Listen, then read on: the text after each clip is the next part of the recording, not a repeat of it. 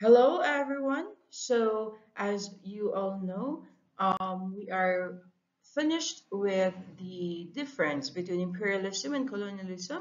Now, we will be moving on to the concepts of development, Americanization, neoliberalism, and lastly, the neo-Marxian theories. Now, a quick recap of my previous discussion regarding imperialism and colonialism. As I've already told you, imperialism and colonialism both refer to controlling another country outside one country's national borders. The similarities pertain to their ambition to control and exert power over another country. Now, their differences or their difference lies in the fact or lies in the different way that they control the mechanism or the methods that they use to control another country. For imperialism, we have a more indirect method because imperialism employs various methods to control another country. And most especially, we have already discussed that imperialism now focuses more on the economic aspect of controlling another country. Now, before I move on finally to the concept of colonialism, especially the semi-stages of colonialism, we have a particularly interesting concept here regarding imperialism muna. Okay, so according to David Harvey, he conceptualized or he articulated the idea of a new form of imperialism, which he calls a capitalist imperialism, and this pertains to a contradictory fusion of the economic and the political. Okay, so I think to better and simply understand this concept, it's like it's contradictory because according to Harvey, there are things, for example, that imperial powers do that are not actually in sync with the economic goal to control another country as well as a political goal to control another country. So parang in this view, there is a diffuse perspective regarding the economic and the political process, okay, wherein the use of capital takes primacy over, for example, the political.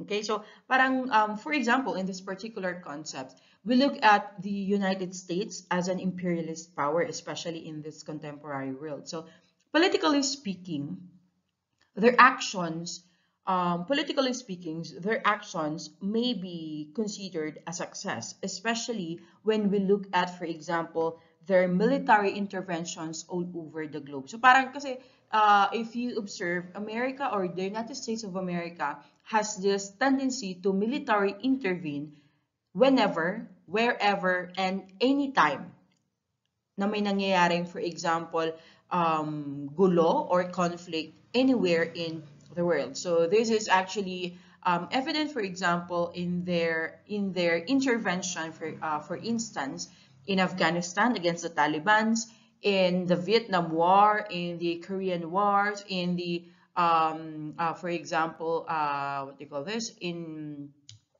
trying to eradicate, for example, communism, and especially in, for example, in what's happening between Israel and Gaza. So parang meron silang tendency talaga to intervene militarily in whatever's happening in the world. And I think I've already told you regarding their many doctrines and principles, their significant view, the view that they significantly hold regarding democracy, liberty, freedom, and etc. etc. Okay, so I think I'm transgressing. So capitalist imperialism. So for one, that's a political view. So parang with capitalist imperialism, we see a very contradictory fusion of these two aspects of imperialism. So that was a political one. So for example, when we look at the United States of America, politically speaking, makikita natin na they are very successful as an imperial power. But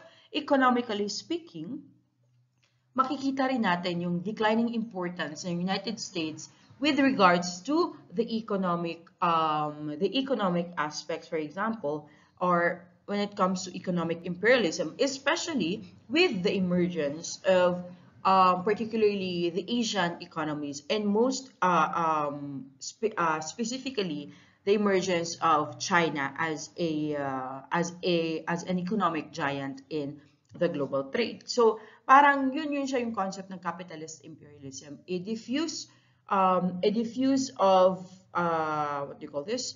A diffuse process of the economic and the political, contradictory process of the economic at saka ng political, where, for example, the imperialist power does not necessarily succeed in both processes or in both aspects. Now, for this particular view naman, at the centered view of globalization, this shall be discussed later on at the end of this chapter with Hart and Negri's concept of empire and the multitude.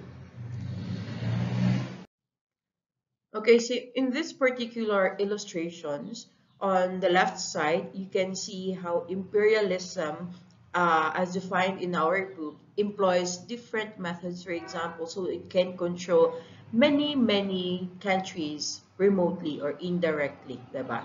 And on the right side naman, you can see the economic aspect of imperialism and etc. etc.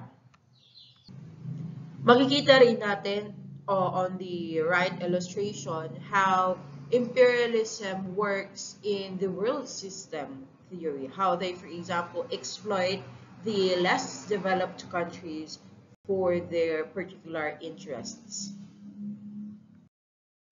So moving on to colonialism, we've established that it involves a more direct control of a particular colony or a particular country because it involves the creation of settlements and formal mechanisms in the country that a particular nation is colonizing, which we should all be very familiar with when it comes, especially when it comes to the history of our country. Okay, so that was colonialism. It entails a creation of administration in the area that has been colonized to run its internal affairs. That's why merong nagpatayo, for example, ng government, yung ating mga Spanish colonizers dito sa Philippines. That's why they lived in the Philippines and eventually married Filipinos and Filipinas.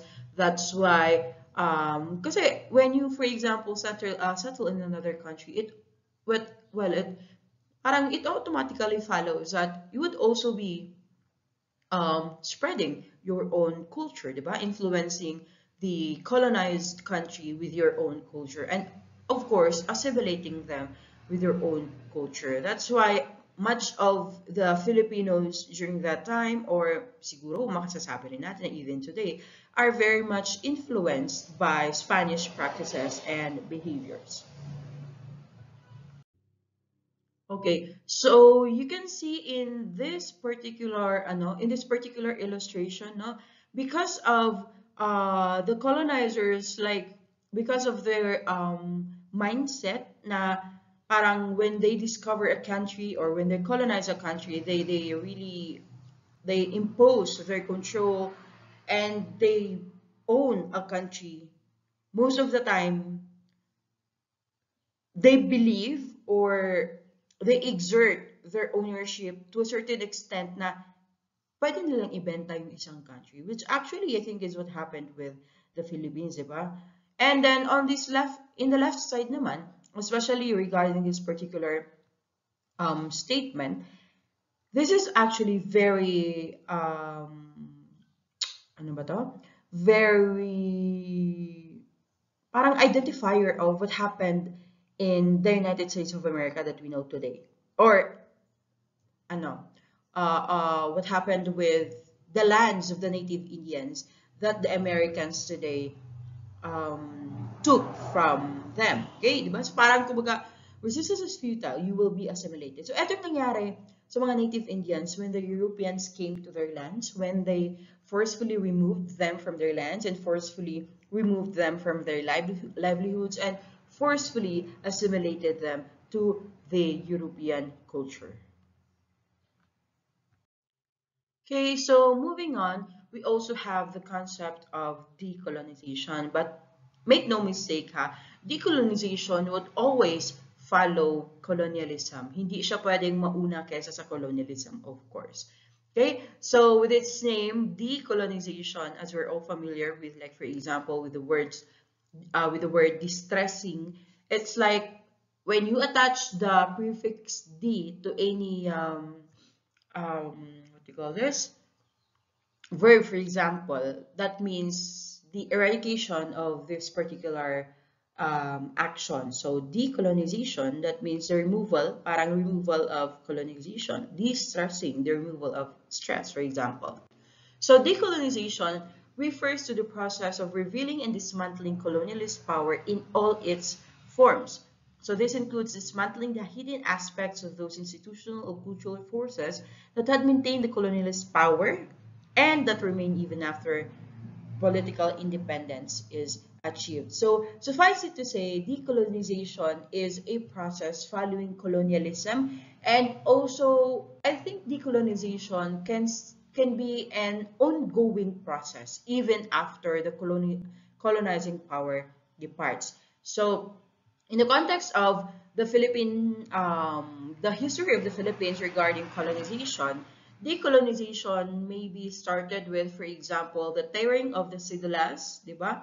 The tearing of the cedula, the reformist movements, yung mga published writings, books, and articles that exposed what the Spaniards did to the Philippines or did to the Filipinos, and eventually the revolution that led to the achievement of the Philippine independence. So yan yung decolonization, the dismantling or disassembling of the colonialist power in all its forms. So it would eventually or ideally result to the achievement of independence of the colonized country. So that would be decolonization. So i-dismantle natin yung ginawa or yung kumbaga in-establish sa atin dito ng ating mga colonizers.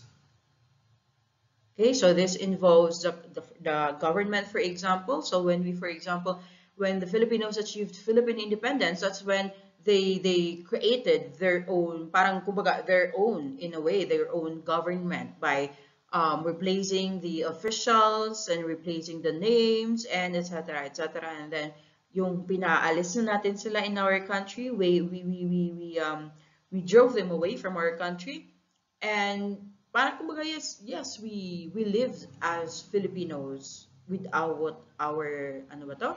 Without our colonizers, and establishing ourselves as a country of the Filipinos, di ba? For the Filipinos. And then we also have neo-colonialism and post-colonialism. So, mapapansin niyo previously in the concept of, ano ba yan siya?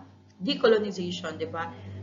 That's why it can be an ongoing process even after the colonizing power departs, because after they have finally departed from our country, from their colonies, actually it doesn't necessarily mean that we have totally dismantled the power or the control that they had over us. So dito papasok yung neo-colonialism. So neo-colonialism as opposed to colonialism, yung pinakaunang stage, for example, sa neo-colonialism, it's more indirect, it's subtle, and it is most of the time it's more insidious than colonialism itself, because itong neo-colonialism, it particularly occurs after they have departed, when that time comes na tayong mga colonies, ang tawag na nila sa atin ay former colony, for example.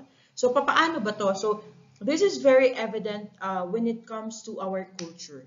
Okay? Doon sa, kasi 'di ba, when it comes to decolonization, we try to dismantle, we try to disassemble, we try to remove, to break free from the colonizing power. So we try to establish ourselves as our own selves, 'di ba? To go back to how we were before our colonizers arrived. Pero dito sa neo-colonialism, parang ito yung another stage ng colonialism after they have departed. So this is more subtle, hindi katulad ng colonialism na it required them to settle in our country because neocolonialism, kumbaga, para ito siyang counterpart ng imperialism, another imperialism, pero it comes in the form of subtle and indirect control of us. But this particularly can particularly mean their control over our culture. So for example, we have mga cultural changes sa atin or natin na kumbaga tinatry i-maintain ng ating mga colonizers over us or cultural control over us. Another particular example is when it comes to our educational institutions. Kasi for example, the educational institution that we have right now is actually curated after the European model. Okay, so kumbaga, even when they have departed, even when we have disassembled the very blatant and very obvious mechanisms of colonialism that time, meron pa rin silang hold sa atin, di ba? And just like, for example, the subtle barriers to global flows and globalization, these are harder to detect and are even harder to eradicate. Di ba? Kasi it's harder to detect and harder to eradicate because pailalim siya under the table. So, hindi katulad nung, for example, when they went to the Philippines and they settled and they made their presence known and etc. etc. Dito, wala namang talagang physically nag-colonize sa atin. But, pailalim yung pag-colonize sa atin. That's why decolonization is still an ongoing process even after they have departed because nung umalis sila, may pumalit, di ba, na neocolonialism. And now we are still trying to really dismantle after or even centuries after they have departed our country. Okay? And then lastly, we have post-colonialism. So post-colonialism refers to the developments that are taking place in the former colony after they have departed. So eto dito kasi sa neocolonialism, di ba parang it's another form of colonialism. Dito sa post-colonialism, we are now trying to look at ano yung mga developments na nagawa natin nung napaalis na natin sila, nung na-dismantle na natin yung ating colonizing powers.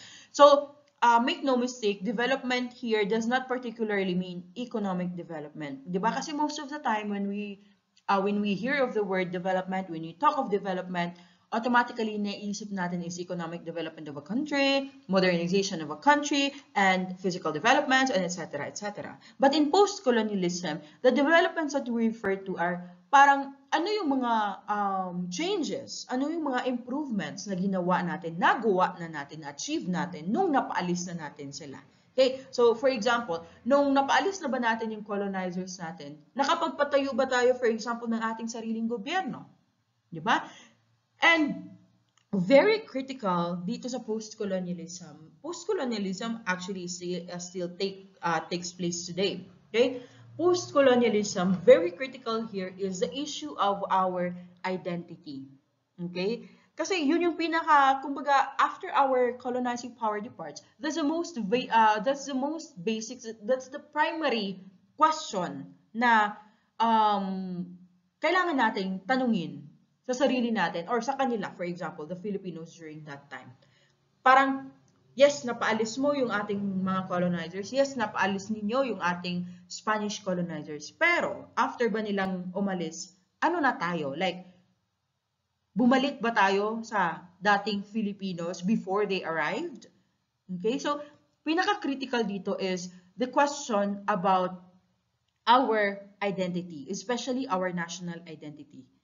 Noong napaalis na natin sila, did we go back to being Filipinos, especially 100 and absolutely Filipinos?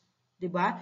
Kasi, diba, remember, before our Spanish colonizers arrived, katulad ng Native Americans, we had our own lives, diba? We had our own cultures, we had our own traditions, we even had our own governments, our own leaderships, our own processes, and etc. etc. But when they arrived, they introduced us to this particular government, to this particular to this particular educational system, to this particular activities. Kaya nga, diba, very famous na during the Spanish time dito sa Philippines is yung notion na Filipinos are very lazy because For example, the Spaniards introduced mga siesta, etc., etc., and ganyan-ganyan. So, noong napaalis na natin sila, I am very sorry with the noise.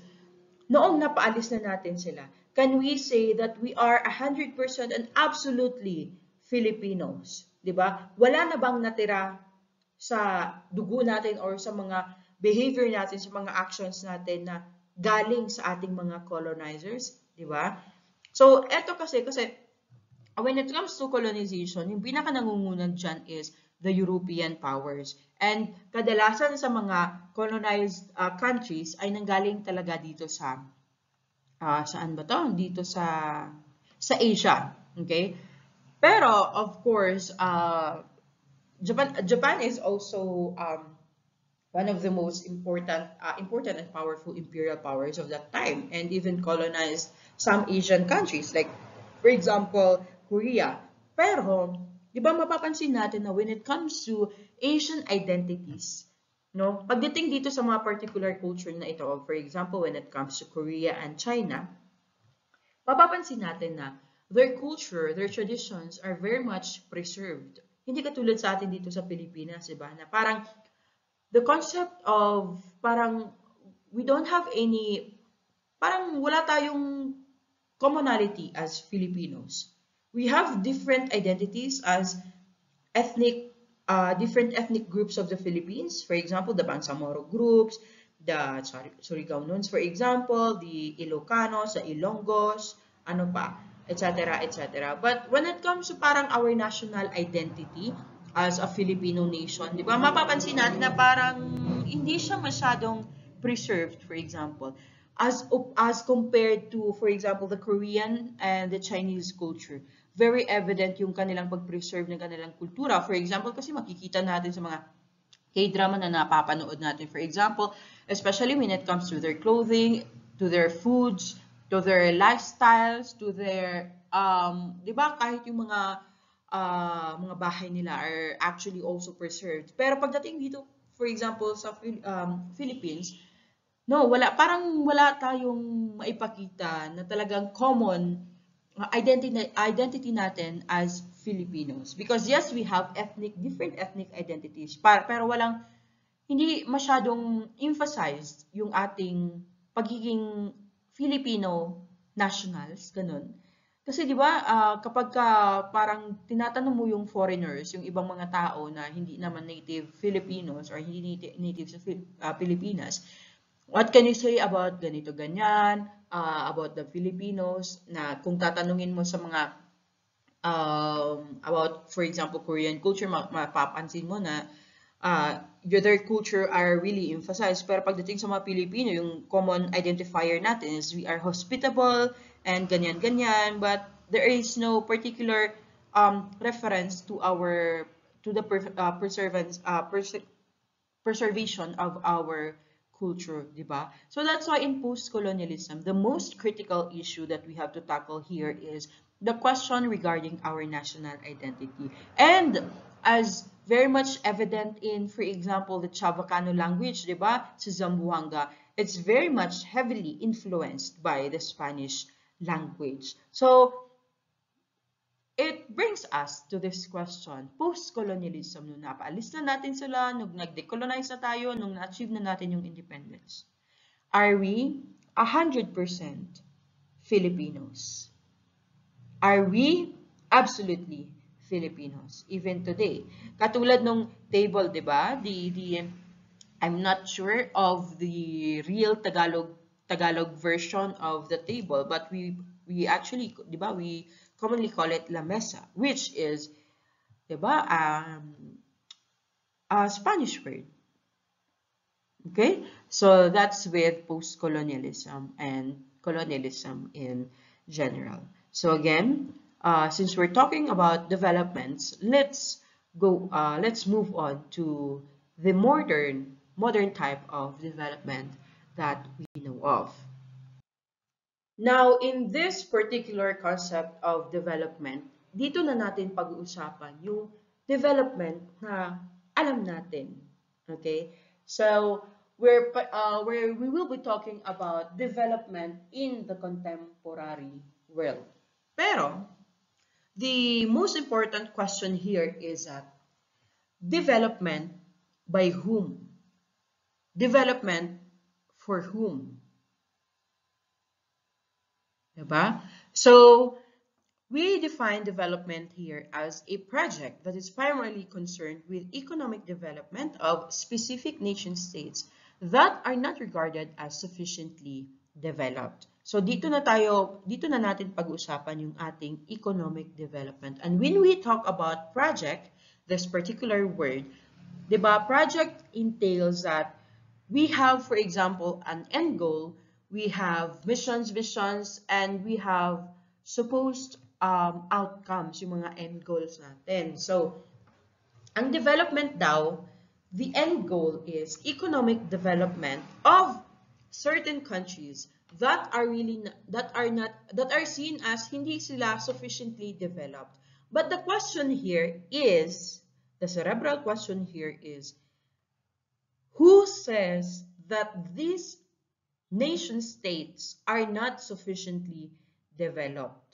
So that's when we would understand how development, how this particular project would come to be, how it works, and how, hindi ko alam, how it would achieve its outcome, ganyan. Okay? So, you have to remember, keep in mind that this project is seen in the lens of the developed countries. Kasi, si developed country, siya yung magsasabi kung, for example, si Philippines is sufficiently or insufficiently developed. Kung kailangan pa niya ng economic development or hindi. Okay? So, development,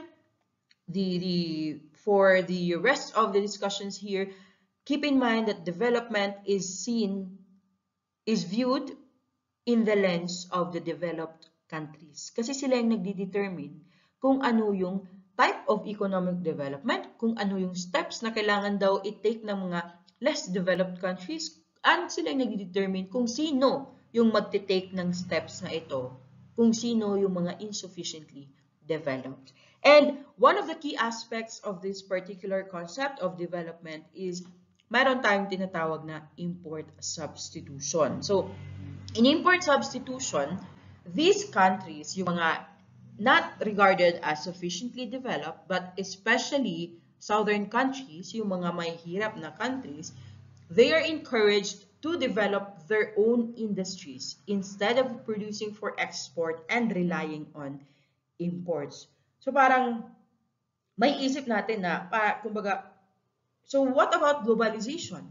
Kasi sa globalization, we're commonly talking about global trade. So the implication of this definition is that you focus on your local industry instead of relying on global trade, exports, and imports.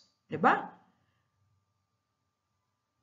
So the end game, remember with development, the end game is to make less developed nations economically developed. Parang in other words, or in other ways, to make less developed countries sufficient or self-sufficient na parang, kumbaga, they can stand on their own. Diba? So, going back to import substitution, ang goal dito is to help poor countries or less developed countries economically develop by focusing on their local industries and not relying on the global trade. So parang, paano na si globalization, di ba? Kasi kung i-focus lang natin sa sarili natin, parang we're trying to be self-sufficient, di ba? And also, another implication here is, parang, if we focus on our own industries, ano na yung mangyayari sa ating imports, for example? Diba? So, take for example, the Philippine context. Diba, pagdating sa Pilipinas, since we are an agricultural country, and there should be no arguments about that. We are an agricultural country. So, since we are an agricultural country, based on this particular concept.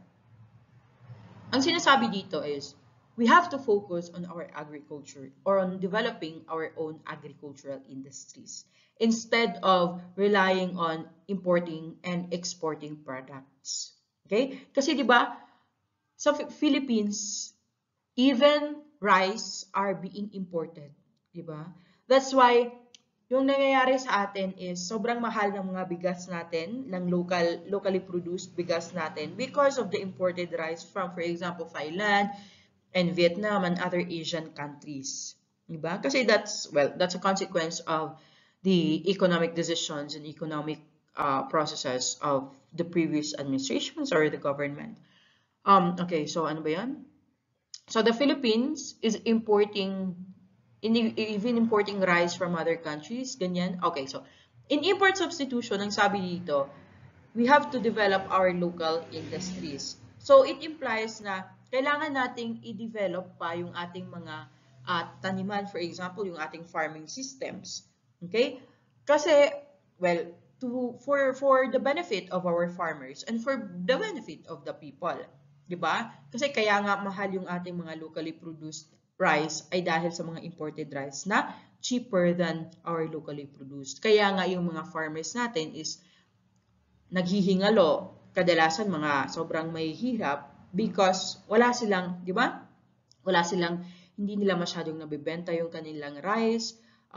Most of the time, kailangan nilang i-accommodate yung market kasi, kailangan nilang i-accommodate yung market kasi otherwise, kung hindi nila gustong hindi mabenta yung kanilang ani, kailangan talaga nilang i-lower yung prices. So, which leads to pagkalugi ng kanilang mga palay, ng kanilang mga farm produce, 'di ba? So, ang nangyayari, no? It's very ironic actually in the Philippines because kung sino pa yung nagpo-produce ng pagkain, sila pa yung mga what do you call this? Sila pa yung mga walang makain at the end of the day. But if you try to look at farmers in other parts of the world, especially in developed countries, hindi naman sa sobrang yayaman nila, but they get by. Okay? Farmers are in other countries seen as, hindi katulad sa atin na farmers are seen as lowly people, di ba? Mga mahihirap lang yan, mga mababang nila lang, ganyan. Doon sa other countries, farmers have, for example, organizations, unions, they come together and they fight for their rights and ganyan. Dito sa Pilipinas, wala, di ba? Okay, so ano na naman ako sa ibang usapan. Okay, so when it comes to import substitution, countries are encouraged to develop their own industries. So in the context of the Philippines, ang sabi dito, i-encourage or i-develop natin yung ating local industry. So dito rin actually papasok yung law of comparative advantage, which is actually part of the discussion for the next chapter. So, but for a brief look on the law of comparative advantage, it's doing something that you're good at, parang ganon. Not in competition of other people or of other countries, but in competition of yourself. So parang bettering yourself. So parang katulad sa hardware theory na naka-ingrain na sa atin na everyday we look for things that would make our lives better, ganyan. So, yun yung parang pasok din yun sa law of comparative advantage. You do what is best for you. So, parang in developing our own industries, we can do the thing that we can do best instead of doing some things na wala naman tayong alam para lang makakompete sa global trade. Okay? So, another implication of the import substitution is parang nung in-encourage tayo na i-develop yung ating local industries, what happens now doon sa mga imports, doon sa mga products na supposedly binibili natin from developed countries? Parang, doesn't it mean na parang lugi yung developed countries yung sinabihan tayo na i-develop yung ating local industries? Kasi mawawalan sila ng buyer ng kanilang products. Parang yung mga third world countries, instead of buying their exported products, instead of relying on the imports, i-develop nila yung local industries nila para ganyan. So parang hindi ba sila malulugi? Ganyan. Okay? The answer is you have to focus on what I've said, that development is always seen in the lens of the developed countries. Because even with the import substitution, even with the word that the southern countries are encouraged to develop their own industries, there would always be an underlying agenda, okay, beneath this concept, okay? So parang in the guise of helping less developed countries rather, in developing their own industries and in making them stand on their own feet, merong underlying agenda yung mga developed countries dito sa pinapagawa nila kay southern countries. Paano? Okay. Dito papasok yung tinatawag natin na foreign direct investment. Because despite the encouragements of the developed countries for less developed countries to develop their own local industries, meron at merong hidden agenda, and ito is nagmamanifest in the form of foreign direct investments. Okay? So, despite import substitution actually, the developed nations, instead of tayo, for example, na less developed, instead na tayo yung magbe-benefit sa import substitution, kasi supposedly, we are developing our local industries para hindi na tayo reliant sa global trade, di ba? Ang nagbe-benefit sa import substitution are actually the developed countries. Bakit? Because of the foreign direct investment, di ba? Kasi when they told us to develop our own local industries, kaakibat noon is itong mga investment nila sa atin. So for example, we are trying to develop our agricultural industries. Magre-require tayo ng help or magsisik pa rin tayo ng help from the developed countries. So it comes in the form of these investments that are intended to control us still, especially our economy, 'di ba? So parang 'di ba kasi it defeats the purpose. The purpose supposedly of import substitution is to help us stand on our own two feet para pag na-develop natin yung local industry natin, hindi na tayo of course reliant sa import and exports. Pero little did we know that eto palang import substitution na in-introduce sa atin ng developed countries would lead to the benefits being reaped not by us, but by the developed countries. Kasi sila yung mag-invest sa atin, di ba? Katulad, for example, ng mga startups. Startups require investments.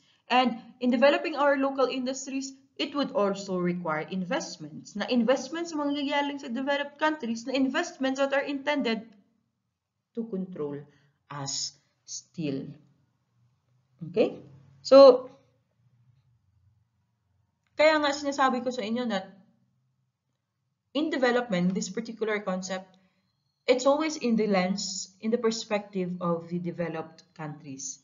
Sila yung magsasabi ng gagawin, sila yung ganyan-ganyan because meron at merong hidden agenda sila sa lahat ng pinapagawa nila sa less developed countries, which leads us to the dependency theory. Diba? Kasi supposedly, if we are to develop our local industries, that should lead to our independence from them, diba? Hindi na tayo dapat dependent sa kanila, especially pagdating sa ating mga economies. But again, with the FDI, mas nagiging dependent tayo sa kanila, diba? So, well, of course, while these investments or the help they give us are, what do you call this? Helpful for us in the long term, it affects our ability, diba? It affects our ability to be independent and to control our own economy. Okay? Kasi sabi dito sa dependency theory, the development of southern nations did not actually increase their independence from the North, but rather it increased their dependence on the North and it resulted to a decline in their independence. So parang nung nag-invest pa rin sila sa atin or nagbigay sila sa atin ng financial aid, instead na magiging independent tayo na magbubuwag na tayo, magbe-break up na tayo with the developed countries, mas naging stronger pa yung ating dependency, yung reliance natin sa kanila. Because nung na-develop, for example, yung ating local industries, nakatither pa rin yung ating local industries sa developed countries. So again, instead of contributing to an increase in their independence, it resulted to a decline in their independence and to an increase in their dependence on the North. Which actually leads us to the discussion about underdevelopment. What led to the development of the developed nations and what makes us less developed? Kasi we're always talking about the developed countries and the less developed countries. So ang tanong ngayon, paano ba sila na-develop and bakit tayo less developed pa rin? Okay? So accordingly, based on the dependency theory, underdevelopment is actually not an aberrant condition, or it means hindi siya inherent sa mga countries. And underdevelopment rather is not caused by the less developed nations themselves. Meaning to say, hindi naman natin pinili or hindi naman tayo nag-decide na we would be underdeveloped and we would stay underdeveloped till kingdom comes, di ba? Because ang sabi ng for example, ang sabi dito accordingly, the cause of underdevelopment in less developed countries is actually built into the development project. So yung discussion ko or sinasabi doon sa development, because remember, again, itatak niyo sa kokote ninyo that the concept of development is always in the lens of the developed countries. Okay? So hindi tayo nagbe-benefit actually sa lahat ng mga development projects na ginagawa nila, but rather sila yung pinakang nagbe-benefit sa mga kunwari na help na binibigay nila sa atin, sa kunwari ng mga projects for our development and etc. etc. Kaya nga nakalagay, nakasulat dyan that it is built into the development project, which leads us to the dependency theory, na instead of making us independent from them, it makes us even more dependent with them. Diba? Na instead of bringing us economic improvement, it brings us greater impoverishment. Okay? Which, well, we'll tackle in this particular slide. Okay? So, we have here an important theories, for example. We have Andre Grander-Frank's arguments about the whole idea of development. So this is actually very important. Okay, so he argues that the condition of the less developed, that the condition of the less developed countries, this is less developed, okay, less developed countries was also the condition of the developed countries before. Ito yung takeaway niya regarding the concept of development, the theory of development. Na kung baga, yung condition daw natin ngayon, okay, we're talking about the present ngayon We're talking about the condition of less developed countries. So yung condition daw ng less developed countries ngayon, yung present natin daw, ay yun daw yung condition ng mga developed nations noon. Okay? Thus, the less developed countries, must follow the same path taken by the developed countries for it to become developed. So, kumbaga, since yung condition natin ngayon daw, as less developed countries, is parehas ng condition noon ng mga developed countries, kung ano raw yung ginawa ng mga developed countries noon para mag-develop sila, yun daw yung gagawin natin, susundin natin na path para mag-develop tayo. However, the developed countries were never in the same position as the less developed today because the developed countries were undeveloped while the less developed were and underdeveloped. As a result, the path followed by the less developed is not the same with the developed countries. So you might be wondering, ano yung pinagkaiba ng undeveloped at saka underdeveloped? Okay, magkaiba raw, in conclusion muna, ang sabi dito, the path that should be followed by the less developed, the path na tatahakin natin is hindi kaparehas ng path na tinahak ng mga developed countries noon. So ano yung underdeveloped at saka underdeveloped? Ang undeveloped, it means that these developed countries, kumbaga, they started from scratch. They started from a blank slate. Okay? Na parang noon, they were undeveloped pa. Meaning to say, yes, meron silang nation state, pero hindi pa siya na-develop. Kumbaga, para ito siyang, what do you call this? Para silang newborn babies na hindi pa na-develop, for example, yung senses, hindi pa na-develop yung speech, hindi pa na-develop yung cognitive functions, and etc. etc. So, there were many, paths that could be taken para ma-develop sila.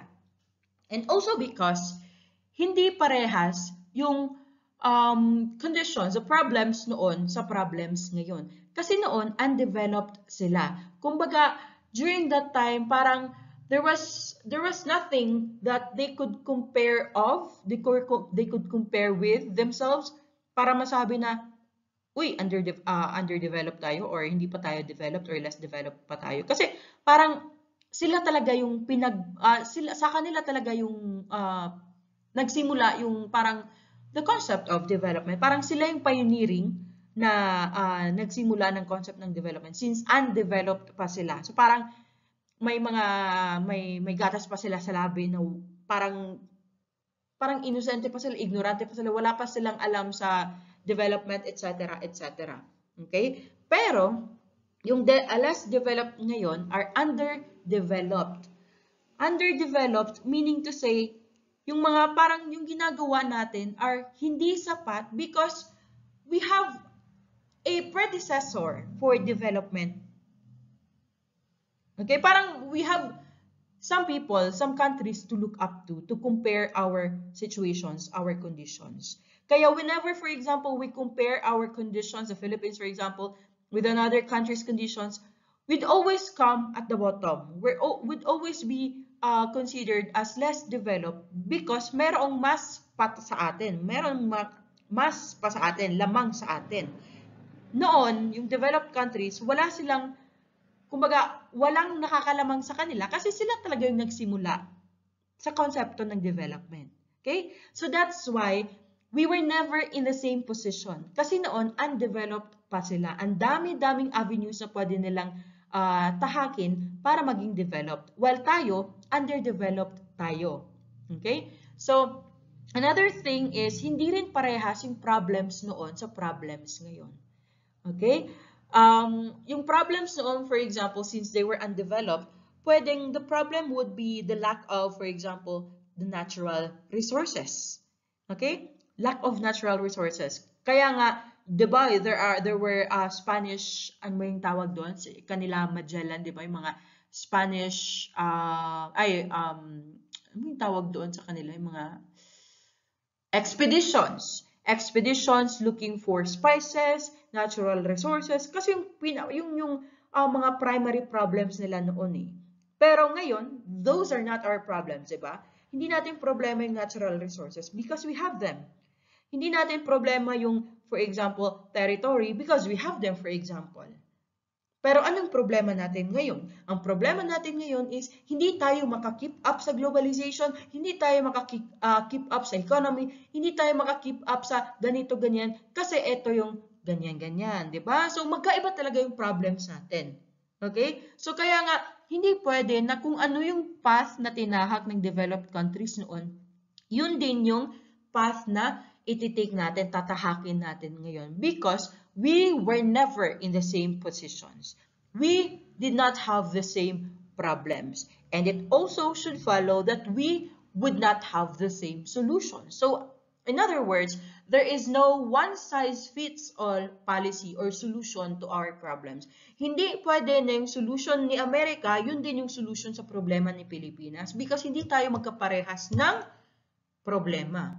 Kasi for example, si Amerika, nag-start as wala silang resources, ganyan-ganyan. Ang problema natin ngayon, for example, sobrang laki ng utang natin. So, hindi talaga parehas. So, hindi parehas yung solution na tatahakin natin. Di ba? There should not be a one-size-fits-all policy to our economic problems. That's why, ang sabi doon is, underdevelopment is not an aberrant condition. Underdevelopment is hindi kasalanan ng less developed countries, but rather it's kasalanan ng development, ng konsepto ng development na nanggaling dito sa mga developed countries.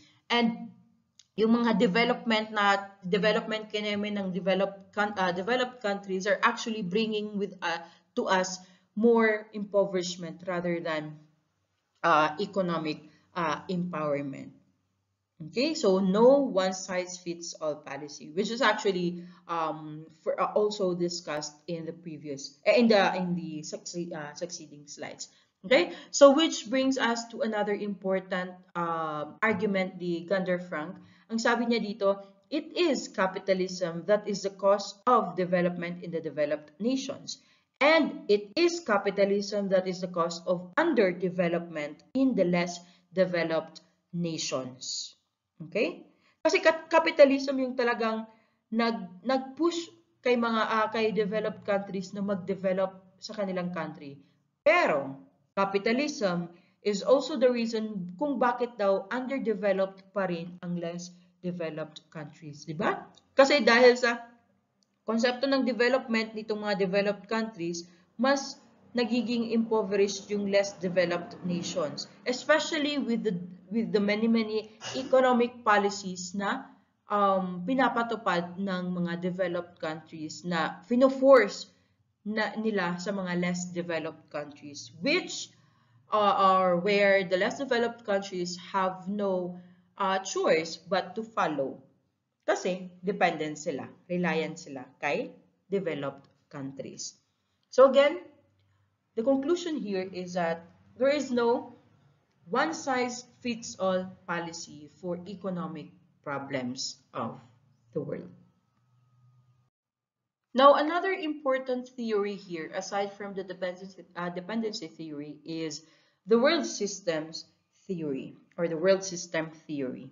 Okay, so it sees the world divided mainly between the core and the periphery, with the latter dependent on and exploited by the core nation state. So, ang sabi dito, okay, the periphery countries are being exploited, okay, and they are also dependent on the core nation states.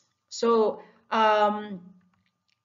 it would suffice to say that the core countries or the core nation states pertain to the developed countries, while the periphery countries pertain to less developed countries. Now, to better understand this one, so I'm gonna make an illustration. Okay, so for example, since we're talking of the world systems theory, so you imagine that this is a perfect circle, huh? Okay, so this is the world, of course. This is the world, and then when we're talking about the core, ang ibig sabihin nasa gitna. Okay, so we have the core nation states, ganyan. Okay, so these core nation states are exploiting daw the periphery states. Kasi we're talking about the literal core and the literal periphery para mas mag-gets ninyo, ha? So, ang periphery pertains to the edges. So, dito sa gilid. So, eto dito ang mga less developed countries. Okay? Ayan. Okay. So, I'm going to draw another illustration para talagang it would drive in this point. So, example, itong drawing ko is a rooftop, ha? So, this would be a rooftop. Okay. So, di ba sa rooftop, there are edges in the rooftop. So, sa edges dito nakalagay yung periphery countries, the less developed countries. Pangit ito. Wait lang. Okay. So, nandito yung less developed countries. Sila yung mga tinatawag natin na periphery. Nasa edge sila. Diba? So, katulad ng sa rooftop, kapag ka nasa edge ka, there is a danger of falling over the rooftop. Baka mahulog ka, di ba? Kaya nga hindi tayo pumupunta sa pinakagilid sa mga railings ng rooftop kasi baka mahulog tayo. Baka may mag-push sa atin, ganyan-ganyan. Pero sinong magpupush sa atin? So, in this theory, yung may bigger possibility na magpupush sa atin is yung, of course, nasa loob ng rooftop. Okay? So, eto sila. Eto yung mga periphery countries, ganyan, na pwedeng mag-push sa atin, ganyan. That's why, etong core countries na ito can actually exploit these periphery nations. Kasi, just imagine in a rooftop, kung sino yung nakapaloob sa rooftop, if you are at the edge of the rooftop, kung sino yung nakapaloob sa rooftop who are safe, it's either pwede ka nilang hilain para maging safe ka rin, or pwede ka nilang i-push outside sa rooftop, pababa sa rooftop, di ba? That's also why the periphery countries are dependent on the core nation states, and ginagamit na ito ng mga core nation states to exploit the less developed countries. Okay? And wait lang ha, there are other illustrations to better drive the point regarding the world system theory. Okay, so this is actually how the world works. This is actually how also the dependency theory is being utilized in the world system. Illustrations, makikita natin how the core countries are exploiting the periphery countries. Okay, paano? Kasi si periphery, especially the less developed countries, katulad for example ng Vietnam, ng China, for example noon, no? Sila yung nagpo-provide ng cheap labor and raw materials kay core countries, which the core countries are using to produce high profit goods na binibenta nila kay periphery countries, kay semi-periphery countries. Okay? So, sila yung bumibili, si periphery yung nagbibigay ng labor, sila pa rin yung binibentahan ni core countries. In the end, si core countries, yung lahat ng talagang nagbe-benefit sa lahat ng efforts ni periphery countries. Okay? So, si periphery na ngayon naghirap, siya pa yung maghihirap na bumili, siya pa yung naghihirap na mag-provide, ganyan-ganyan. So, it's katulad rin ng mga magsasaka natin, di ba?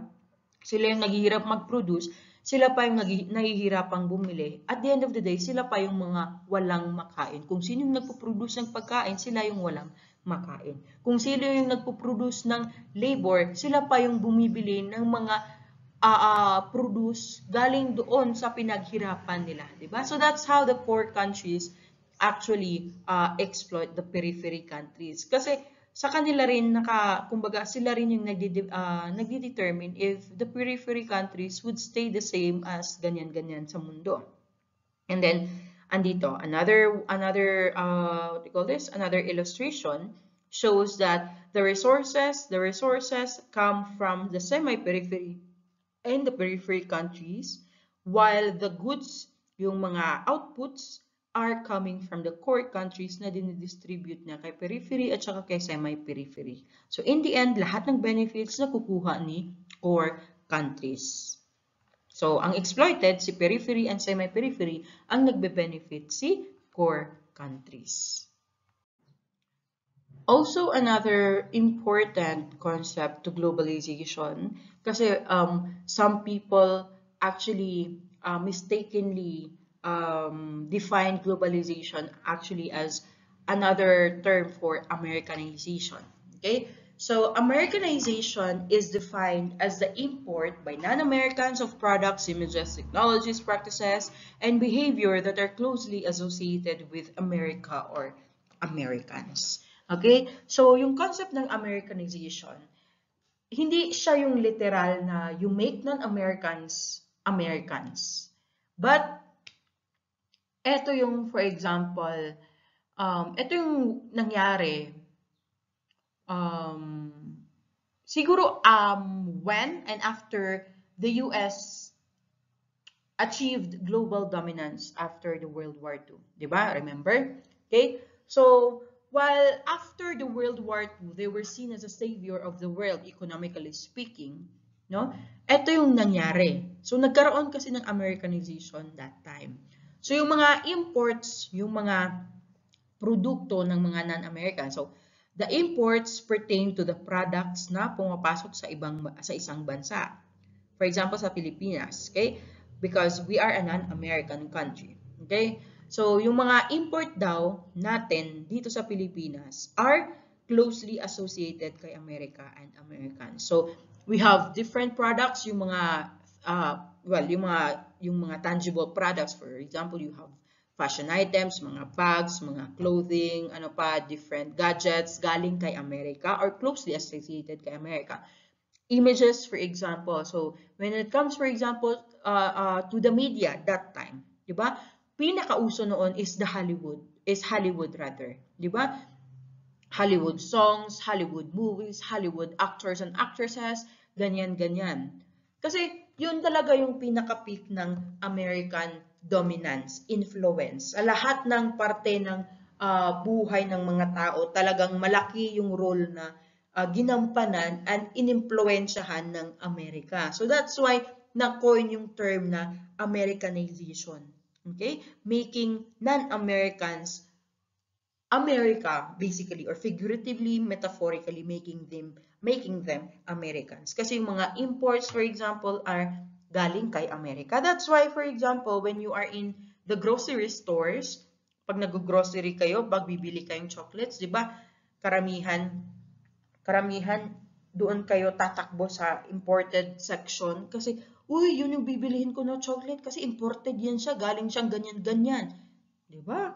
Kasi, yun yung nakagawian during Americanization. Kasi I think for centuries, America was the most superior culture for that time after the Second World War. Kasi doon talagang nag-emerge yung America as a dominant power, politically speaking, economically speaking, socially, culturally speaking, etc., etc. Okay? So you see, this particular statement is actually very arrogant of the US, no? Sabi dito, globalization is really another term for the dominant role of the United States. So siguro we cannot fault them because also during the publication of this book, I think it was back in 2010 or 2011, talagang super dominant rin yung American culture in the world. So, kaya nga, it's closely associated with globalization. But, make no mistake, globalization is not reducible to Americanization. Okay? Hindi siya equivalent ng globalization, although it is really closely associated with Americanization. Now, here are only some of the examples of how Americanization really influenced the world. So, especially in the realm of consumption, sobra talaga silang dominant. So, you have, for example, Coca-Cola, Starbucks, and then also Visa. So, very, very mga economic behemoths sila from America. That's why, even though the world was very thankful when it came to America after the Second World War, nagkaroon pa rin ng, what do you call this? nagkaroon pa rin ng perception of the United States as a threat, especially to the European nation or to the European countries, to Europe. Okay, so they became an industrial threat to Europe. Kasi meron din sinasabi nila na instead of the European market being dominated by Europeans or European products, for example, European powers, it's also being Americanized.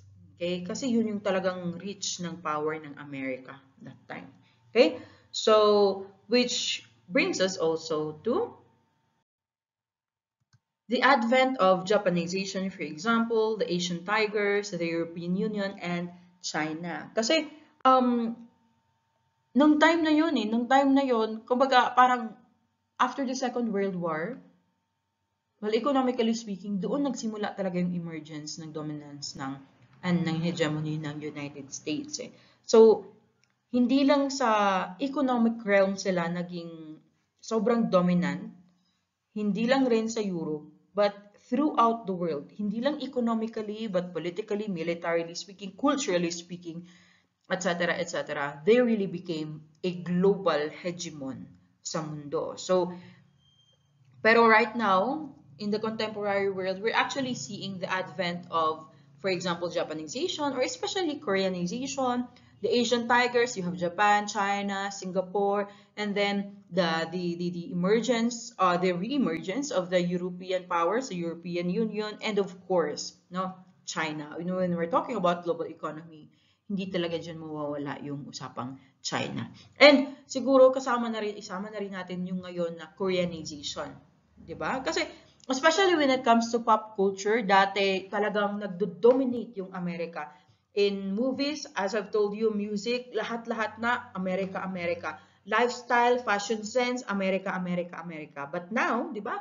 We're seeing the emergence of literally mga different cultures, the emergence of different cultures at saka yung influensya nila sa mundo. Especially yung very fast-paced na emergence ng Korean culture, globalization ng Korean culture. Even Americans are influenced by the Korean culture. Ang dami-daming mga Americans na umiidolo, for example, sa BTS, Korean bands, sa mga Korean girl groups or whatever.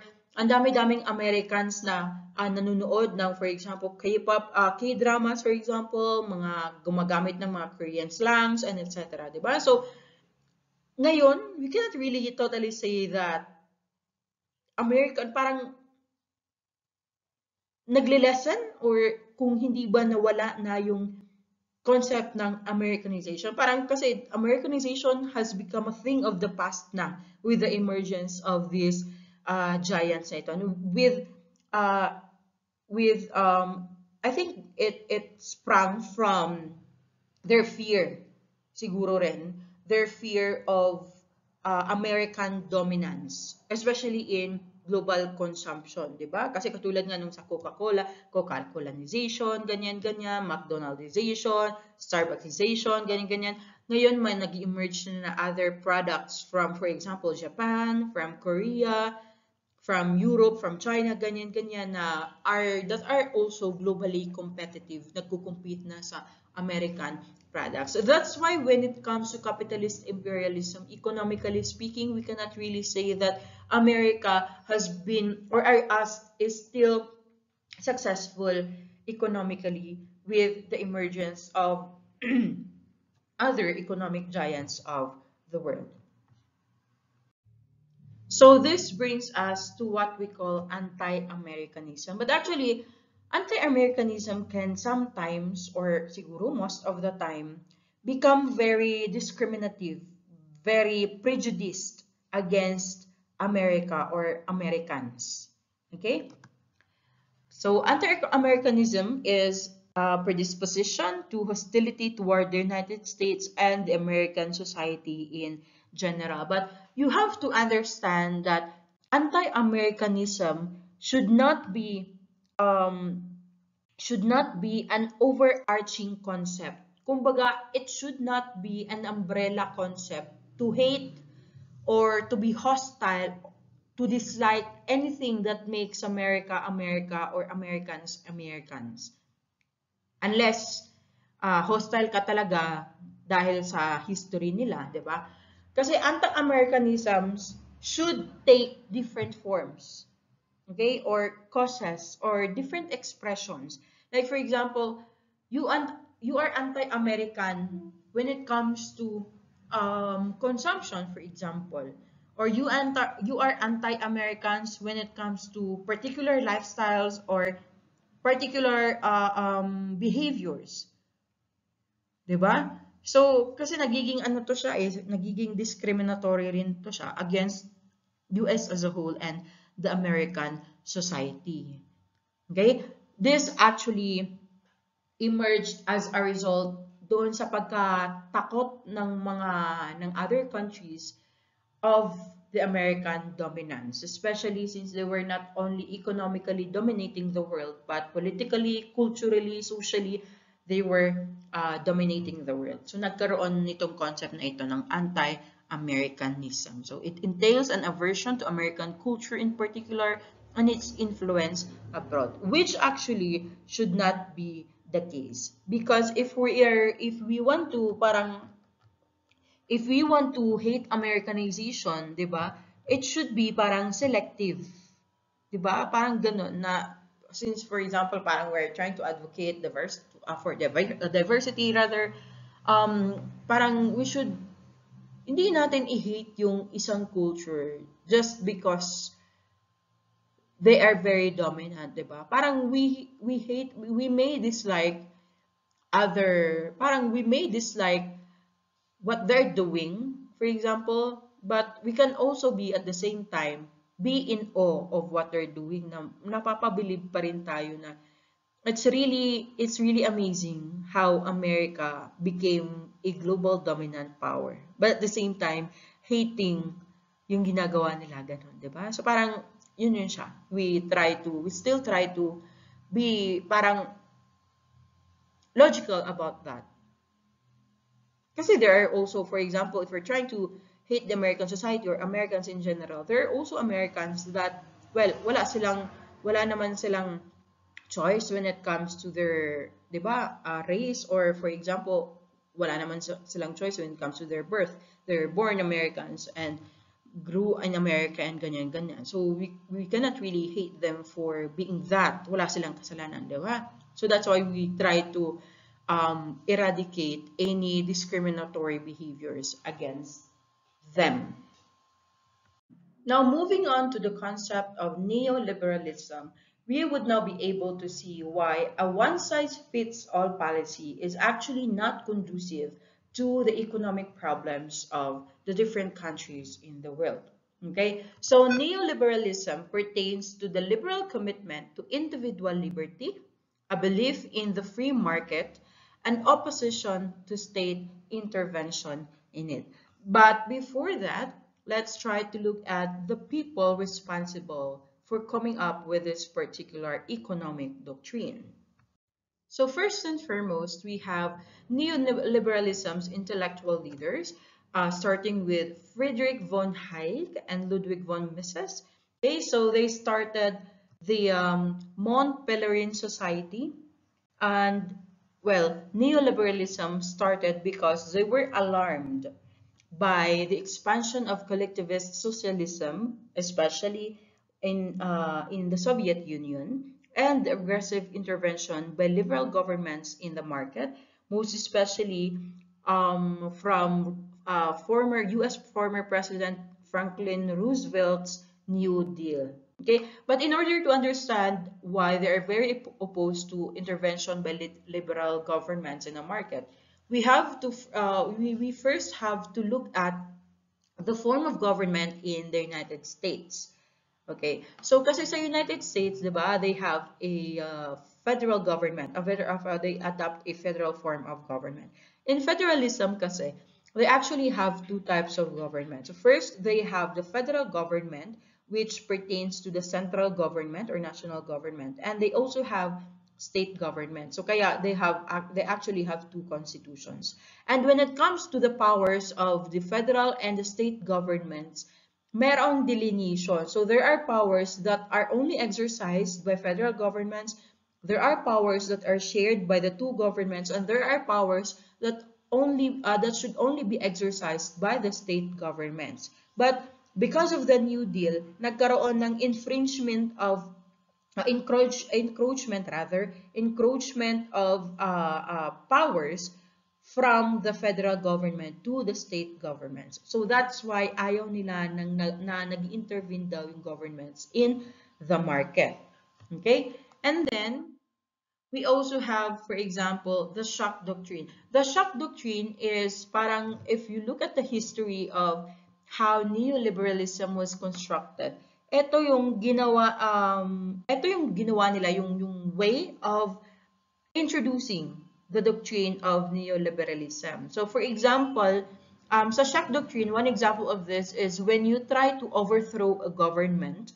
When you try to overthrow a government, ang mangyayari kasi dyan, or an administration rather, when you try to overthrow an administration, ang mangyayari, the government would be starting on a blank slate.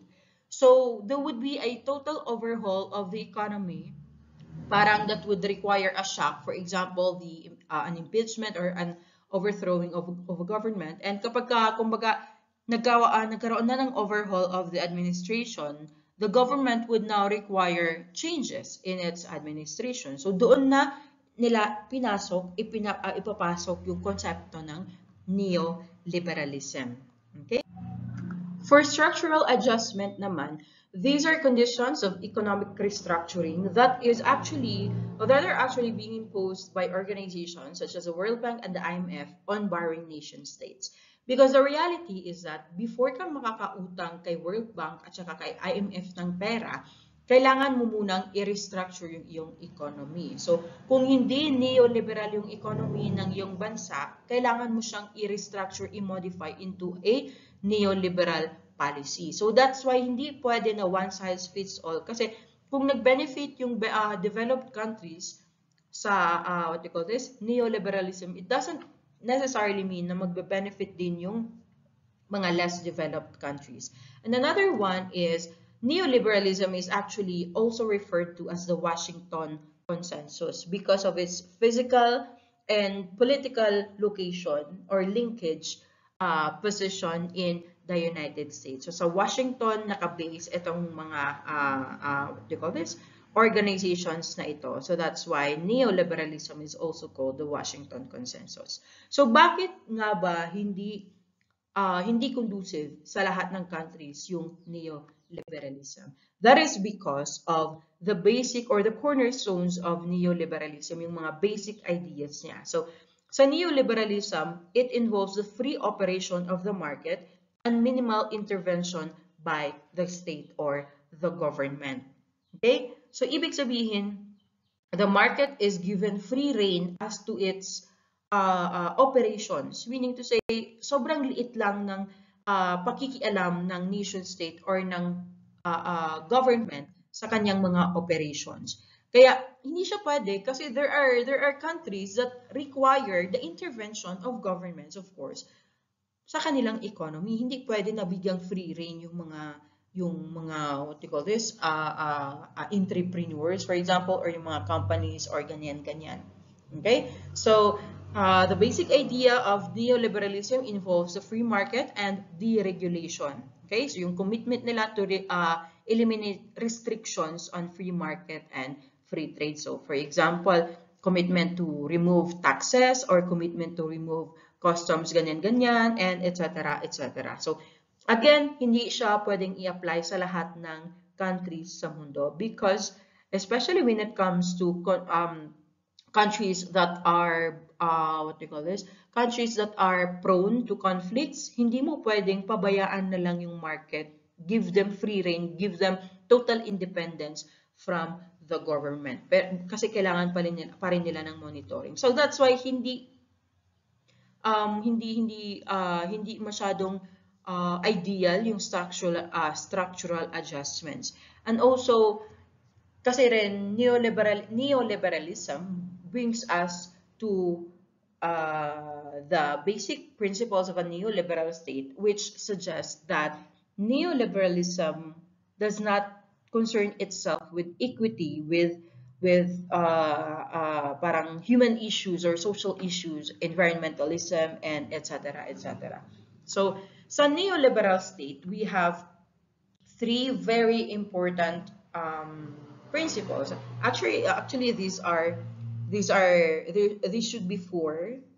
Okay, this should be four, pero na-remove yung mga tatlo dapat. Okay, so the first characteristic of a neoliberal state is um, the linkage of free market and free trade to democratic political system. Kung baga, parang their belief is that if there is a free market and if there is free trade, parang it equates to a democratic political system. Kasi remember that the most common concept in democracy is freedom. Okay? Yung freedom of speech, for example, freedom of ano pa? Freedom of speech, freedom of expression, etc., etc. So sa kanila dito sa neoliberal state, they believe that a democratic political system equates to a free market and free trade. So individually speaking, ang ibig sabihin nito is giving people or giving the individuals the freedom to amass great individual wealth. So parang dito, if a person is able to earn money, earn wealth as much as he or she can, excuse me, I'm sorry. If a person is able to earn money as much he or she can, bigyan daw ng freedom yung tao na yun. Okay? So yun yung gusto nila. Free markets, free trade that is linked to democratic political freedom. So kung for example, ikaw, you are able to yumaman at yumaman, kailangan daw parang pabayaan ka ng government. Hindi na sila makialam, for example, especially when it comes to taxes, ganyan, mga payments sa government, ganyan. Kasi they really do not put any regards to social issues or ganyan, which should be actually explained by the fourth characteristic. Second one is a commitment to low taxes and to tax cuts. Okay, ang sabi pa dito, the third one actually pertains to tax cuts for business and industry. Ang sabi pa dito, kasi their goal is to encourage people to earn more. Okay? So parang kasi yung implication dito is if a person can amass more wealth and at the same time maliit lang yung tax na binabawas sa kanya, mas ma-encourage yung tao na yun to earn more and more na magpayaman at magpayaman. 'Di ba? Eventually, mag-invest siya sa other businesses and eventually, nag-suspend siya ng maraming pera. So, magbe-benefit yung mga markets, etc. Ganyan. So, di ba, the most common practice is that the higher your salary, the higher your tax na binabayaran mo. Pero dito, ang gusto nila, the higher your salary or the higher income, the lower your taxes should be. Ganon. Okay? Kasi, ang gusto nila, people would be encouraged daw to earn more and more. So, ma-encourage ka talaga na the higher your salary, maliit lang yung tax na binabayaran mo, ma-encourage ka na mag-earn, di ba? Kasi, as opposed to the reality na the higher your salary, the higher your tax, sobrang it's a depressing thought na laki-laki ng sweldo mo, pero parang half naman nun napupunta sa tax, ganyan. So, ang gusto nila dito, maliit lang na tax at magkaroon ng tax cut sa mga industry because they believe that it would benefit not only the individuals but also the society. Kasi maraming mga investments, maraming business, maraming income, maraming profits, ganyan, and etc. And then last one is the minimalization of the spending on welfare and safety net for the poor. Okay? Yung welfare, an example of this in the Philippine context is, ito yung, for example, the 4Ps, yung mga PWD, yung mga ayuda na binibigay sa mga senior citizens and other welfare policies, welfare programs ng ating government. Okay? And the safety net naman pertains to mga like for example, programs that are implemented by the government or that made by the government para hindi masyadong lugmok yung mga tao. 'Di ba? Kasi safety net pertains, so for example, kapag you are literally falling from a tree, kapag may safety net ka, pag nahulog ka sa lupa, you are not immediately hurt or hindi ka mamamatay agad-agad kasi may sumalo sa'yo na safety net, ganyan. So, dito sa neoliberal state, ang gusto nila i-minimize yung spending sa welfare at saka safety net para sa mga mahihirap. Okay? Bakit daw? Kasi kapag na-minimize na yung welfare, yung spending sa welfare at saka yung safety net, mafo-force, okay, mapipilitan yung mga mahihirap daw na maghanap ng trabaho at saka mag-earn ng ng pera. Because I believe that spending on welfare at saka safety net is actually hurting the economy. And it is also harming the poor by way of making them dependent on these welfare policies. But in the context of low-income countries or in the context of less developed countries, kaya nga sinasabi ko na neoliberalism is really not ideal for everyone because in the context, for example, of the Philippines, hindi natin pwedeng sabihin na the poor are poor because they choose to be poor. Diba? Kasi yung sabi nila dito, it should be minimized yung mga safety net at saka spending on welfare para mapilitan yung mga tao na magtrabaho. Pero what if walang available na trabaho? Diba? Like for example, in the Philippines, kahit pang for example, graduate kang cum laude, graduate ka with flying colors, graduate ka ng magandang, parang they think is with a superior degree. Pero in reality, may nangyayaring mga closed door discussions, may mga nangyayaring mga red tape, ganyan-ganyan na no matter how intelligent you are, no matter how high you've achieved academically, kung wala kang backer, 'di ba? Wala kang trabaho, 'di ba? So it doesn't mean na kasi you do not only get a job through your will or determination. There are other factors in play, 'di ba? Kahit na sobrang determinado ka, sometimes it would take people years and years, 5 years, 10 years to secure a job, a regular job. So hindi natin kasalanan na purita tayo. Hindi natin pinili na purita tayo. Just like the underdevelopment is not it's not what you call this? Just like underdevelopment is not caused by the countries, underdeveloped countries. It's not an aberrant condition. It's not natural to them. It was built in them dahil sa development na theory. So, eto sa neoliberal state, no, by forcing people to work, it doesn't always mean na kapag ka-force mo yung tao na work, may available agad-agad na work. And even then, kahit pa na-force mo pa yung what do you call this, yung tao na mag-work or nakahanap ng trabaho, most of the time, hindi sapat yung ano ba to? Hindi sapat yung kinikita nila, 'di ba? So kaya maraming less developed countries na nangangailangan talaga ng mga welfare programs to help support them. Because it doesn't mean na kapag meron kang trabaho, pwede ka nang maglustay ng pera, 'di ba? It's a very depressing reality, especially dito sa Pilipinas. It doesn't mean na meron kang trabaho automatic may pera ka na everyday. Hindi ganoon because you will experience that, but hopefully not. You will experience some of those things kapag you graduate from the university na, for example.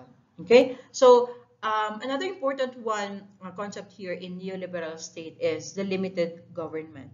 Okay? So, di ba, ang sabi doon sa definition ninyo, from your definition of terms, no government can do things as well as a market and a government should not intervene in it. Kasi ang paniniwala nila is the market knows the markets know the markets best, na hindi dapat daw mag-ialam yung government, ganyan. So, kaya kailangan daw low tax lang and ganyan. But, okay, it doesn't necessarily mean na we ano ba to? we lessen the I'm very sorry.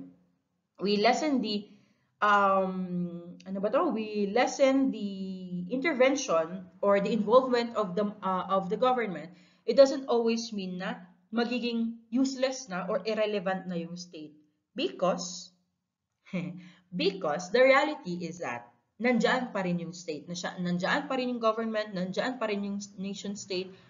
Ang mangyayari lang is parang mamomodify yung role or imomodify what you call this, imomodify yung functions ng state para ma-accommodate yung mga kagustuhan ng market, which pertains to free market and deregulation. Because eventually, kahit anong pang sabihin natin na MNCs are ganyan-ganyan, kailangan pa rin ng government for organization and order.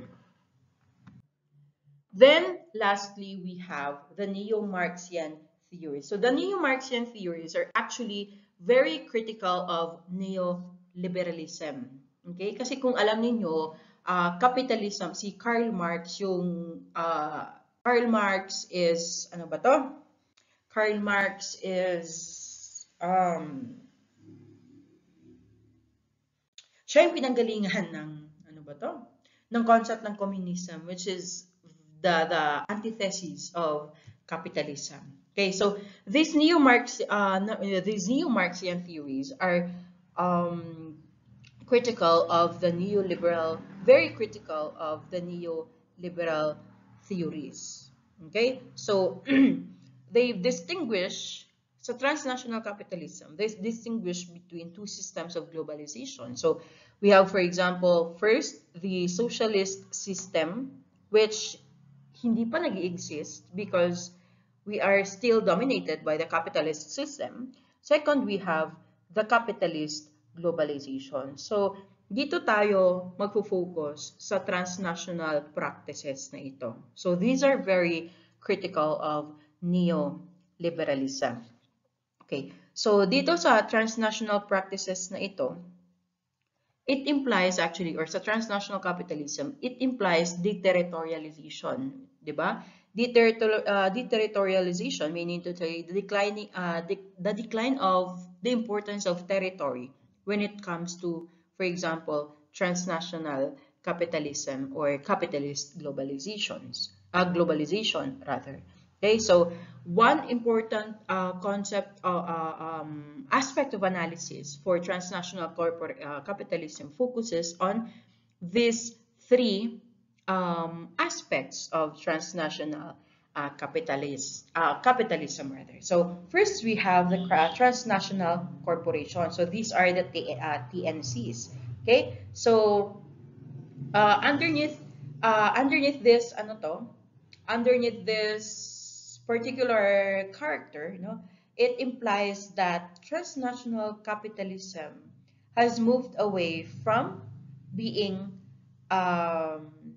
what do you call this? An international system to being a globalizing system that is decoupled from any specific territory or nation state. So the territorialization of what do you call this? These corporations. Second is the transnational capitalist class, or especially their the domination of the transnational capitalist class. So dito kasi transnational capitalist class, dito papasok yung mga elites or transnational elites, yung elites na hindi lang elites in a particular country but elites that again transcend national boundaries. So, for example, di ba, may mga elites rin tayo. For example, you have Heart Evangelista, ganyan, and may mga crazy rich Asians sa mga kasama niya. So, yan yung mga transnational capitalist class rin, ganyan. Or, siguro pwede rin dito yung mga retailers or other, pero more like, mga retailers siguro na individuals, for example, na transnational yung reach nila. And then lastly, we have the culture ideology of capitalism. So, to take this as a whole, para mas mag-gets niyo, simply, pinaka-simple na explanation is that ang nangyayari sa transnational capitalism, So we have three characters of transnational capitalism. So we have the corporations, the transnational class, and the consumer ideology of, this is consumerism, okay? I'm sorry. This should be consumerism, not capitalism. So ang nangyayari dito, these corporations, the TNCs, would utilize transnational capitalist class, the transnational elites, to spread the culture ideology of consumerism. And voila, you have transnational capitalism. That's why it's made it possible na, like for example, when it comes to our lifestyle, di ba? Karamihan or kadalasan sa mga lifestyle natin is ginagaya natin, di ba? Ginagaya natin sa mga, for example, social media influencers and sa mga elites, di ba?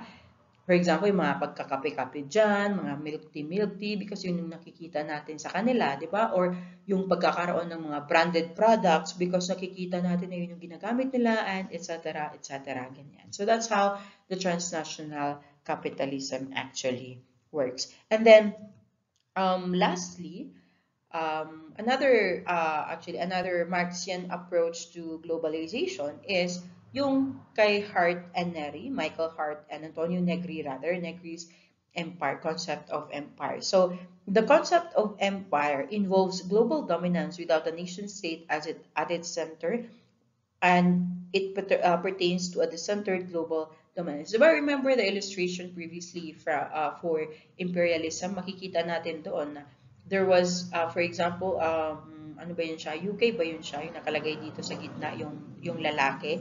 Tapos, nag-branch out yung control niya to other countries. So, ba mapapansin niyo na there is a nation state at its center, a center of global dominance. That is the imperial power.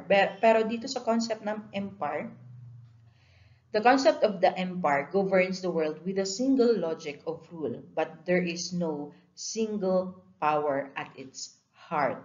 Okay? But the concept of empire is actually more ambitious than imperialism. Okay? Because hindi lang niya gustong i-control yung economy ng isang bansa, but gusto niyang i-control yung pinaka-basic, parang pati buhay ng mga tao, gusto niyang i-control. Okay? So, an example of how the empire works is, for example, pag may nakita or may na-determine siya na justification for a war or for what is right, gagawin nila ang lahat ng makakaya nila to make something right or to justify something. So parang if they determine that fighting a particular war is just, papadala sila ng ganyan-ganyan ng forces to fight that particular war and etc. etc. Pero remember, there is no global center or there is no nation state at its core. There is, for example, an ethical policy or there is an ethical order, pero walang nagdo-dominate na nation state. Unlike, for example, the one that we have today, for example, when it comes to United Nations, ganyan na cannot really move when one country vetoes a resolution, ganyan. So sa empire, collective ito siya, but there is no center of domination. Okay? And multitude is what you call the group that opposes the empire. Okay? So anyone or any group that is in opposition to the empire, we call that the multitude. Okay? So in other words, it also sustains the empire. Kahit na opposed sila sa concept ng empire, they still sustain the empire. Parang they make it, they contribute to its, the life of the empire by, for example, buying into the culture ideology of consumerism, for example. Diba? So, kung for example, if there are a group of people that aims to overthrow the empire, we call that also the multitude and etc. etc. Okay? So that would be the end of my discussion for chapter 2.